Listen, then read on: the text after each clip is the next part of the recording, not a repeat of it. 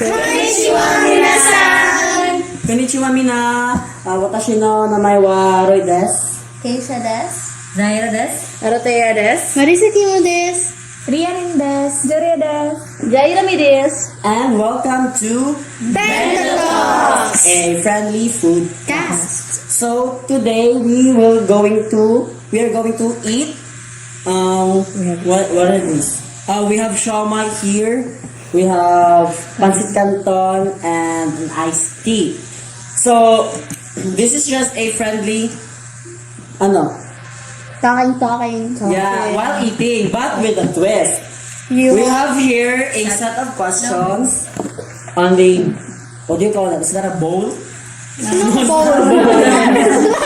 we have here a Set of rectangular aluminum thingy na with questions on it, but we have this spin the wheel where kung sino yung mahuhubot, siya yung magsasagot ng question. So, ready na ba? Hi! Tara, start na. Okay, give me the phone. Let's start the spin the wheel. Sino kaya yung mauna? So, sige, go. Go, ikaw. Ikaw. You go, Jaira, San. So, ang first na sasagot, sino yan? Ay, hindi ko medyo. Sino yan siya? Ikaw yung question Your niya. time to shine. Feel ko pang Miss Universe lang siya. Ayun, pang Miss Universe na. So, here's your question, Isha. Contestant number 1, your question is, what is your biggest challenge? So, here's your question. If you became an exchange student in Japan tomorrow, what would scare you the most? I think language barrier will scare me the most because since I am a Filipina and the language there is Japanese, so it'll be hard for me to express myself fully because of the language barrier. Mahirap talaga yan. Lalo yung student ka. Tapos especially if hindi mo pa alam yung nila doon, yung language. True. Japanese etiquette. Lalo na pag yung biglaan lang yung pag-exchange sa'yo doon. Kasi hindi mo pa masyadong memorize yung language nila. You're familiar with their language. Sure. Sige, next. Sino kayo yung next? Oh my God. Kaya yung pahinga po niyan. Huwag ako, please. Ay! Oh my God. Opo. Thank you po. Bro, kasi. Okay, nga ka. Okay, give me the question. Diba? The spikes. Oh my God. Set aside the cards. Yes. Oh my God, you're so lucky. Lucky Your question is, what is the square root of...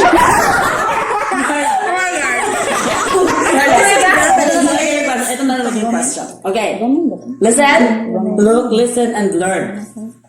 What Japanese etiquette rule actually makes a lot of sense? Ano yung mga set of etiquette rules ng Japanese na make sense para sa'yo? Okay. So for me, I guess yung taking off your shoes while Before before entering the house. So, pwede din yun. For respect. Yes. Kasi medyo din bastos pag pinapasok yung sapatos. Lalo na pag madumi. Tapos kakalinis lang yung may-ari, tapos bigla ka lang papasok ng Same sa Philippines, diba? Oh, diba? Sa Philippines also. Very rude. Especially it's actually disrespectful for the Especially the for house No. owners. of the house. Shoes are dirty, so it is very Yes. Tama. So next. Ang gagaling niya mga Kakain lang. Bakit may...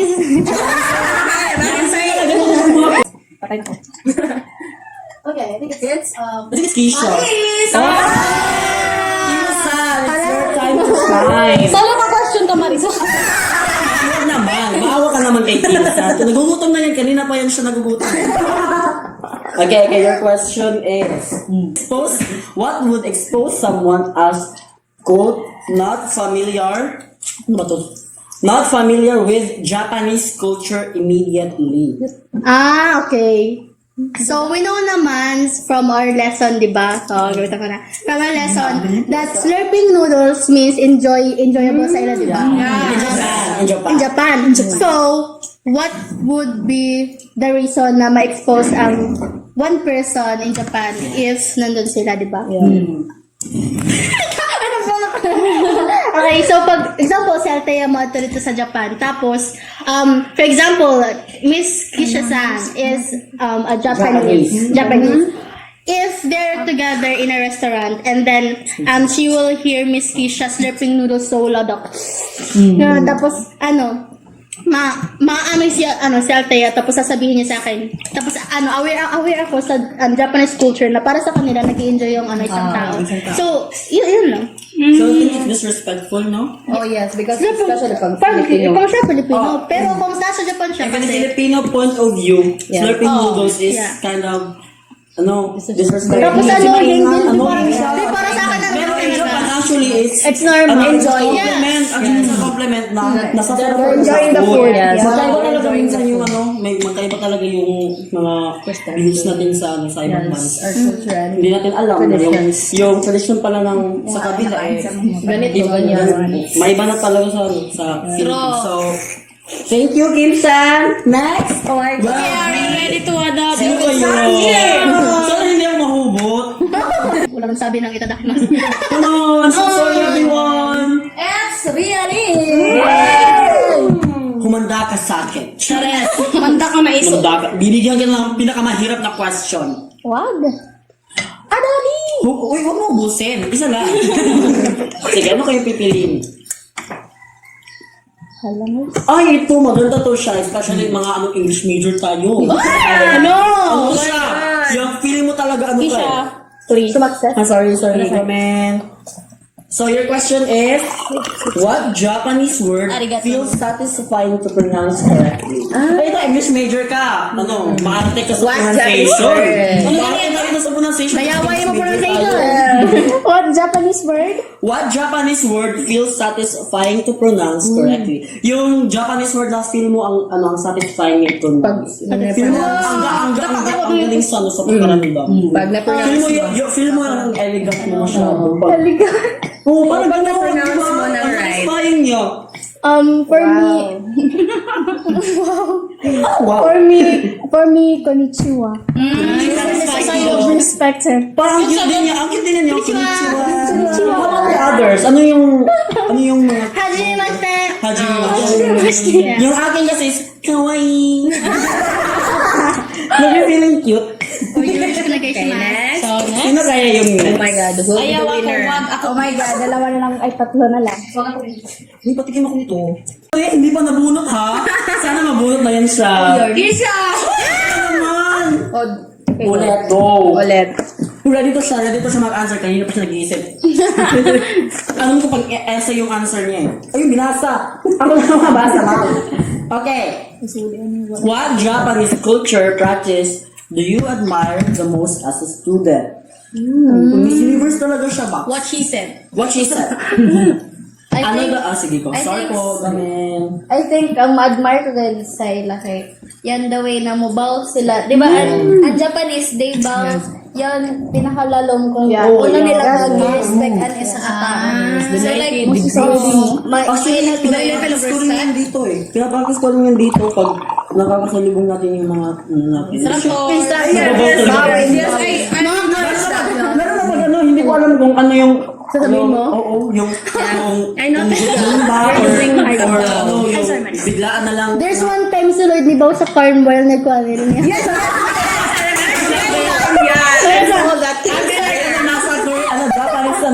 Japanese music sa anime. Yeah, nababaw na lang bigla sa car.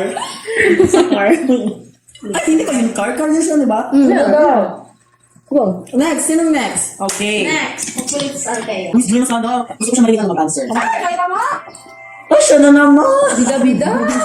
Bakit kasi ikaw mag-spin the wheel dyan? Ayun tuloy. Yan. Very good. Mabilis na pinaka. Arigato. Okay. What Japanese custom do you already practice without noticing? Siguro since kids kayo kita. Diba, sa Philippines. Ang pagbili ng chinelas. Yes, I agree. Actually, hindi natin nanonotice yan, no? Yes, I Hindi ko na na-realize na sa Japanese baya kami ato similarities with the And actually, Customs. yung yung practice ko na nagbabawa ko sa students. Yung students sa mga professor natin, hindi lang yan sa college, ginagawa ko din ng senior high. Kasi ngayon ko lang na-realize, ginagawa ko rin yan. Late mo na. Lalo na pag yung di ko alam kung paano ko siya i-address, kaya di ba medyo may mga professor tayo na hindi natin alam kung ano yung identity nila. Di ba, syempre, mahirap naman yan mag-assume agad tayo na Mr. or Miss, tapos di natin alam na baka non-binary siya. Paano natin yan ma-address? True. Minsan, pag yung hindi na ako mag-greet, magbabaw na lang ako agad. Para hindi na ako Para di malito. ka mo mama sir, ganun. Pero na. So, ayun. For me lang naman. For me lang. Bakit? Kaya inyo rin ako. Okay, ako. I volunteer. Mag-answer ako. Okay, sige. Since hindi pala ako nasali sa spin the wheel eh. Ako kasi talaga yung host, pero ay, bakit naman ganito? Bakit naman ganito yung question? Ano ba yan? Here's your question. Candidate. Pageant? If you visited Japan, what would be your biggest culture shock as a student? Culture shock? Yung parang For me lang, di ko alam kung consider to siya as culture. Pero, if you notice, personally, I've seen some videos on TikTok, Manggot, wherein they have, I don't know if alam niyo to, yung boyfriend for rent, bitaw. Diba? Meron sila doon. Boyfriend for rent. I can rent a guy or pwede girl. yes. Actually, hindi lang boyfriend or girlfriend. Di lang boyfriend or girlfriend yung pwede mong i-rent. Pwede din husband. For a day. Pwede siya, actually. Nakita ko sa TikTok, may nag-rent siya ng husband for rent, for a day lang, nag-date sila. Date lang. Pero wala nang ibang, wala nang ibang gagawin, like mag-a-act lang siya as husband or boyfriend or girlfriend. Tas Ay, gagalan. mag-send kayo di ko alam, ma'am.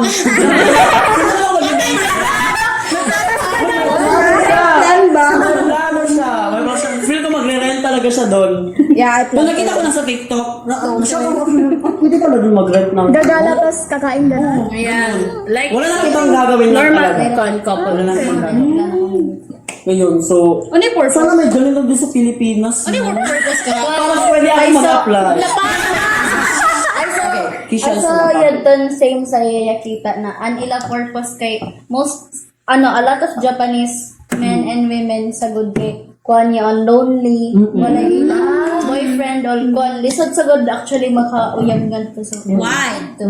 it's because of the different I don't know, dili lang standards kay kuan sa good yun.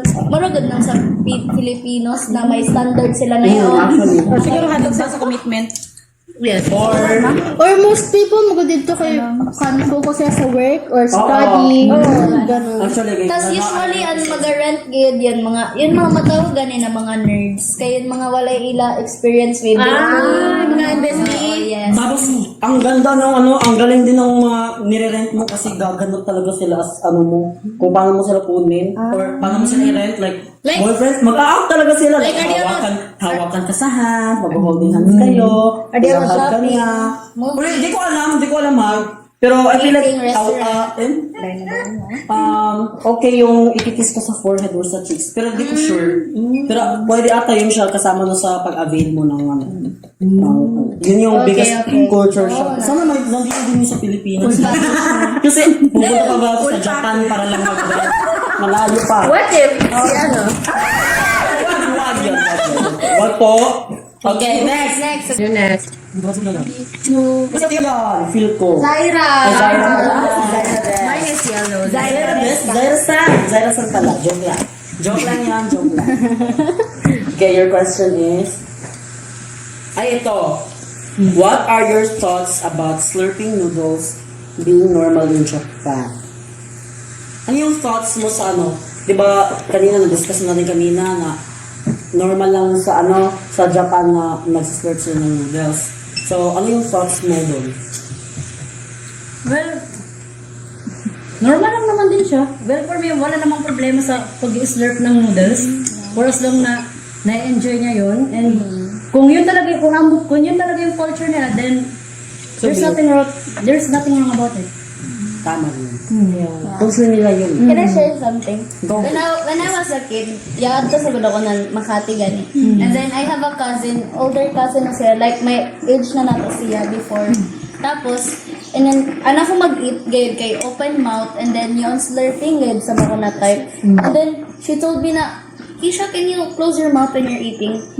Like that tone gayud, cause she's half British, sagod. So, Kisha, can you close your mouth when you're eating because that's disgusting ko, no? So, that's why, So, is it really disgusting ba yan? For some, Pero, I was astonished because sa Japanese ba kay, it's a sign of appreciation. yeah. Yun naman kasi mga hindi natin makapipilit yun. Yeah. So, di na natin pwedeng like, pigilan na lang na bawal mag-slurp kasi yung culture nila yan.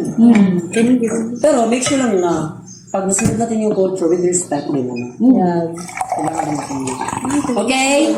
So, sino naman yung next? Spin the wheel again. Ano yung yellow? Ayun! Sino yung yellow? Ikaw! Julia! Iinom pa sana siya. Hindi siya natuloy. Okay. Give her the questions. Ano kaya yung ano niya? Baka formula yan, ha?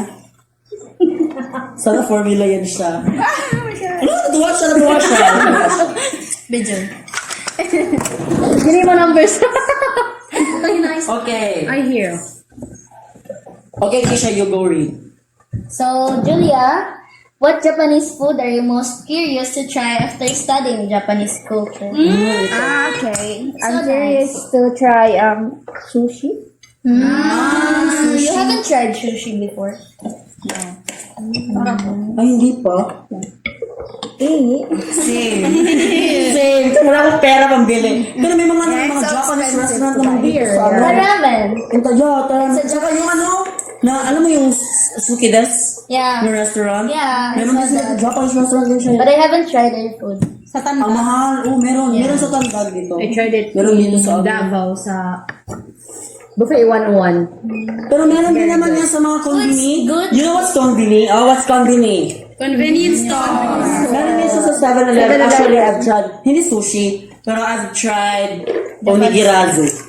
Yun, onigiri. Yes. Yung different when it's rice, rice bowl with seaweed.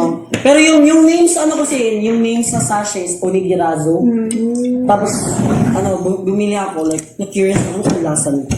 Ayun, masarap naman siya. Tsaka nag-mix talaga yung rice tsaka yung seaweed. Okay, next. Sino yun? Oh my God, who will be the lucky one? Kumain ka na ako. Sugar coat. Ay, gano'n naman. Pang-essay talaga to siya. Okay. I'll give the question to Kimu-san. She will read the question for us. Go. You'll read the question. Parang hindi na ako yung palaging nagsasalita. For Kisha. Bullet ka for today. What Japanese word or phrase feels impossible to pronounce confidently? I won't say a specific word, but some Japanese words, di ba we started to, we firstly learned about the writing. So, when we read words, we read it one by one. So, when I read the words and then I read it one by one, Maris laughed at me because she said na, that's not how you pronounce the word. So, I said na, okay. So, it doesn't mean ba yan na, that's the spelling, that's how you pronounce it. Yeah. So, in general, halos Yung akin, yung... It's understandable naman since Yeah. we're still student. Yeah. beginner. Yeah, beginner. Sige, next! Sino kayo yung next? Ay, ikaw naman! Oh, di ba? Sabi ko. I'm sorry. Akin na yung question, wag mo buksan, ha? Okay, your question is... Question naman. Ay, What ito. is El Nino? So, now naman is, we'll talk about the Japanese clothing. Japanese Clothing. clothing. Okay, your question is, what are your thoughts about Japanese festivals and traditional clothing like yukata and kimono? Alis mo na. Umalis siya? Yung thoughts mo lang naman, yung thoughts mo lang. Like, ano masasabi mo sa yung Japanese clothing nila doon? Well, it's nice kasi ang clothing nila nga to kay dili lamang as clothes lamang, but it projects or it symbolizes their tradition, yung culture. Tsaka Seasons also, di ba? Season sa pag springtime, pang spring sa mga badok, pag tingok. Nakaano naka-base siya sa... Pag winter. Pag winter Actually, siya. But we can't have that kasi wala tayong winter. Wala tayong spring. Summer. Meron lang tayo summer lahat eh. Bakit? Kahit gabi mainit. Kahit gabi. Summer lang lahat. Right, it's very hot. Ang init talaga. Okay, next! Sino kaya yung next? Who's next? Gusto ko marinig yung ano, bossing niya ginag. Gusto ko siya yung ano. Sana siya yan. Siya yan. Julia. Julia. Okay, okay. Oh my God. Ano, di ko, oh my God na ulit? Baka sasabi ka na naman ng so hot, ha? Okay. Wala kami yan. Ayun. Ano nakabunod sa number? Sino Curious kukuha tuloy ng ako. number? What Japanese phrase would become your personality if you use it every day? Again? What Japanese phrase would become your personality if you use it every day? For me, kawaii. Hala, overused na! Kawaii. What are you? Oishi kasi masarap. Ay, hindi pala yun siya. Pang tao. Okay. So, Okay. Next. I know. oh my God. Pupulit ako. Yun, sobrang kawaii. The food ran out. Zaira! Gusto ko talaga marinig yung boses ni Rigalin. Si Maris. Parang ang laki ni ngayon sa Yan si buhay.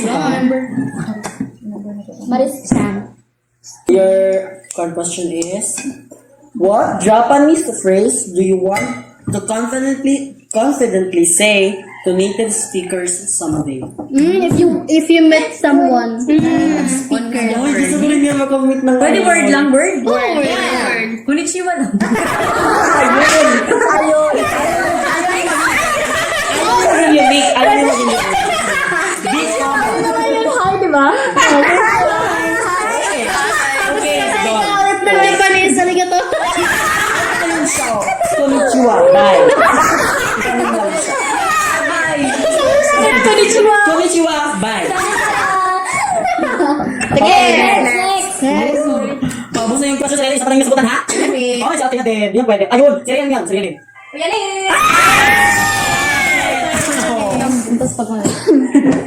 Sabi ko kasi sa'yo yan. Galing ko talaga na sa'yo. Ay, baliktad pala.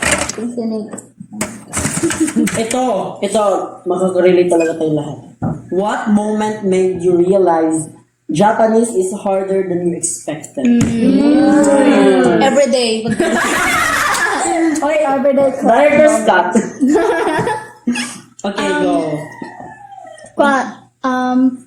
Yung nag-start tayo pag-learn ng mga characters. Characters. Because I feel like it's hard to learn the characters in hiragana. Unlike in katakana. So do you find it easier? Yes, I prefer to learn katakana. Ako baliktad. Mas gusto ko yung hiragana. Mas una. Actually, mahirap talaga i-memorize yung characters kasi di mo alam. What do you mean? Do you find kanjis easy? Mahirap talaga lahat ng characters. Especially, di ba 46? Yeah, it's Characters. thousands ata yung kanji. Yung hiragana ng katawan is 46 syllables. Unlike sa English na, like English alphabet no 26 lang. So, marami ka pang i-learn mo. Tsaka di mo malalaman yung Japanese words kung hindi mo alam yung characters. Yung symbols. So, Okay? And honestly din, hard talaga para sa akin yung sa grammar. so Grammar, yes. Grammar Lalo structure. na kasi- Kasi SVO yung sa atin, tapos sa kanila is yun SOE. din. Mahirap kasi mas Apples eat. Yes, they're the same. SOB din. That's why I was wondering before when I was starting to learn Korean. The construction is different Yes. with the translation. Yeah, Sometimes yung interchange. Yeah. Next. Next! Oh my God! Dati yan na yan, sa atin na yan. Where's that? Dati yan. Ayun, dati yan nga. Ay, pala. Zayla din!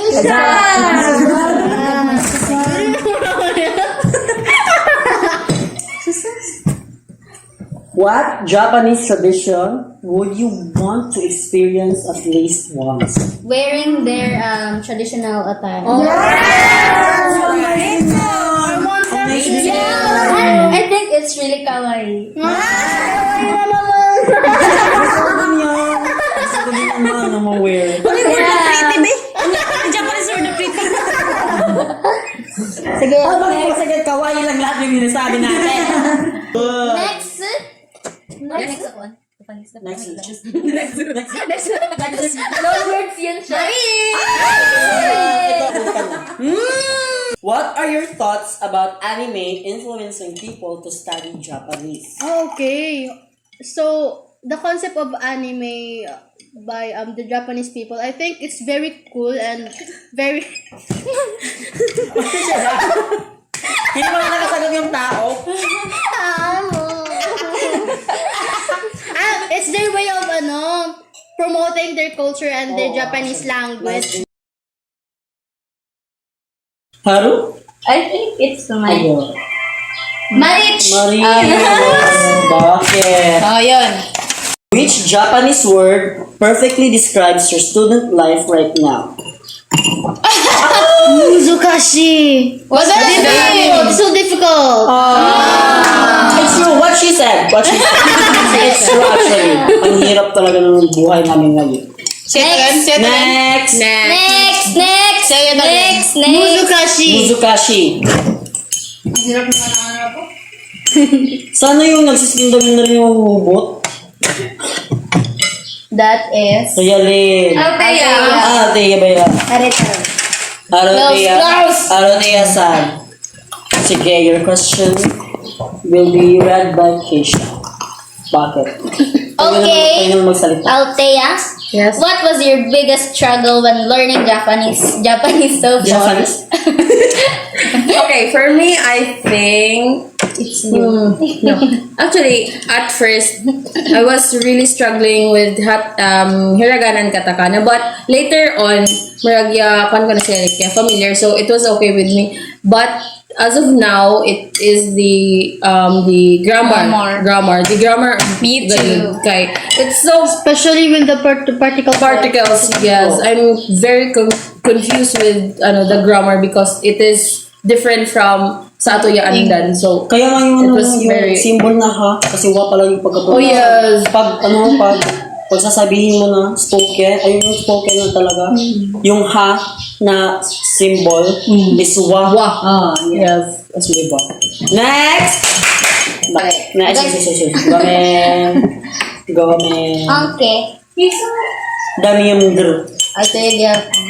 Jaira. Ay, siya na naman. Tama talaga. Akin na yan. Huwag mo na basahin. Ay, ito, translation. Ito, ano siya? Expression sa translation. You translate 58 million dollar. Alis na ako. Sige na yung meme na yun. Yeah. Kailangan po namin ng 58 million dollar. 100 piso. Okay, ito na talaga yung real. Translate 843. 843. 840. Bawal na mag-isip. Answer ka na agad. Hello! 43 na. Wait lang. Happy ako. Yonjo. San? Yes! Mali. Happy Again. ako. Wait lang. Happy ako Yonjo San. Yes. Very good. Next. Amazing. Next! Pangkat yan. Ganda sa sino. Zaira, what are your thoughts about Japanese etiquette being difficult for foreigners sometimes? My thoughts? Yes, your thoughts. Well, being in Japanese, the Japanese culture, hindi naman talaga siya ganun talaga kahirap or, syempre may mga tao talaga na, like for example, sa food etiquette nila yung mag-slurp ng noodles, syempre it sounds rude or disrespectful For some people. For some people, but in their culture, well, it is normal naman, and then we should respect that, no? Even though that we are in different country, we should respect others' culture. Yes, and we have our own cultures. Culture. Yeah. And I think other foreigners then We all have to respect each other's cultures na lang. The cross-cultural understanding. So, I think that's it for our question. So, before we end, so may na-learn ba yung lahat? Yeah. So, before we end our food cast, let us first ask everyone here to give a short reflection. For the last question, everyone will have to answer this kahit short reflection lang siya. Okay. So for the question, everyone will have to answer this kahit short reflection lang. Nga nagikan, ito nga din. What does learning Japanese teach me as a BAL student?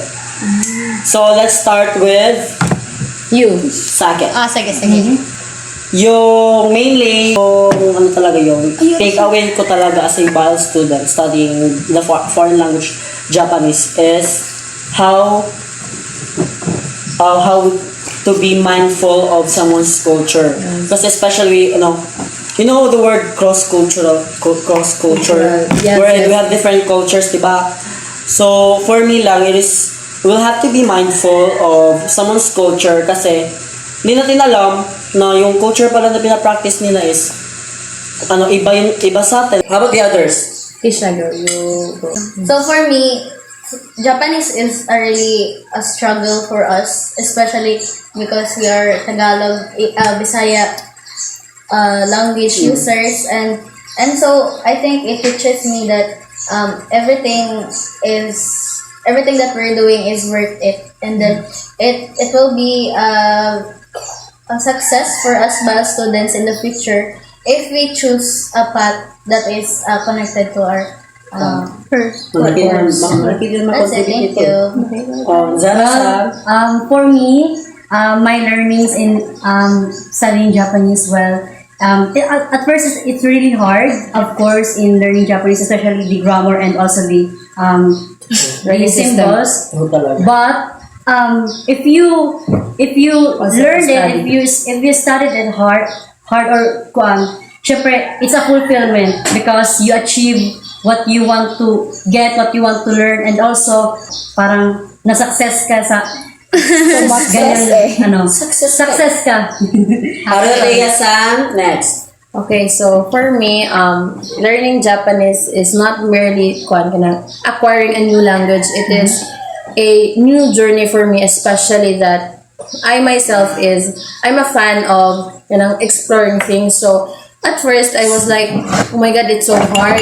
Murag, yaglisugid ako pag ng Japanese. I was able, nag-rant ako ang Maris, can I go through this course ba, ganun yun, kay hindi ako hilig ng, murag, I was afraid of not, passing through this course, but, at some point, I have realized na, as a BAL student, as a language major, it is, as an essential skill for us to learn new languages not just for a skill but also just like what John Lloyd said na for the cross-culture aspect. So we are aware na kita what are the differences or kung asa man kita mosingod nga countries in the future. Yeah. That's it for me. Hi, it's me. It's you. It's you. Also for me, I personally choose BAL because I knew that there are foreign languages and Japanese is one of them. So I actually planned to work outside the country. So for me as a BAL student, I am so happy that I have this course and I have learned more about Japanese cultures.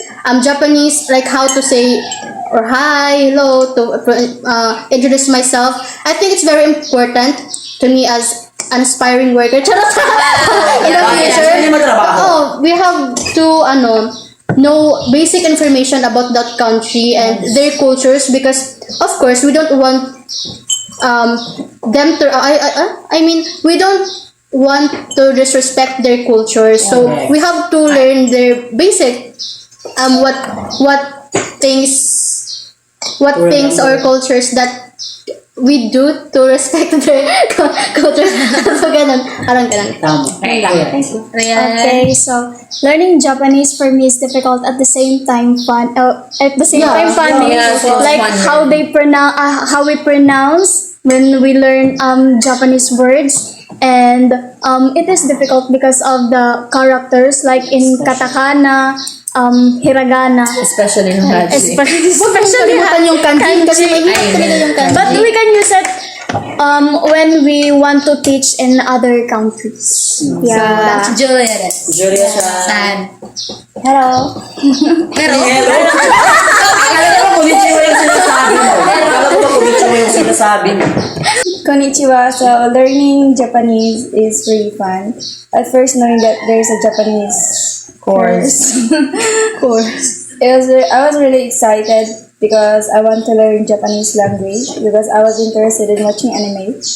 Yeah. And knowing their culture and writing, although it's kind of difficult, but it is interesting and fun. Then, correct. Last is Lizubian. Jada San. Ano itong question gabi? What does Japanese teach you as a Konnichiwa. So, learning Japanese language as foreign language 1 really helped me to learn what's needed to be learned, especially from their origin, history, until culture. Diba? Kasi we are so-called linguists. Yeah. Of course, as a language major, we need to really dive sa mga other languages. We need to learn this. Yeah. And also, learning Japanese open my new perspective talaga to ano pa ini? To think of other, di ba, anato nga di kay SOV, ISBO, and then nila SOV. Di ba, it can open our new perspective na there's uniqueness talaga in every language. So, yeah. Yun. So that's it, everyone. Go to Susana! So that's it for our food cast. So everyone had fun, busog yung lahat. So everyone, let's say Arigato! Janet! 桃に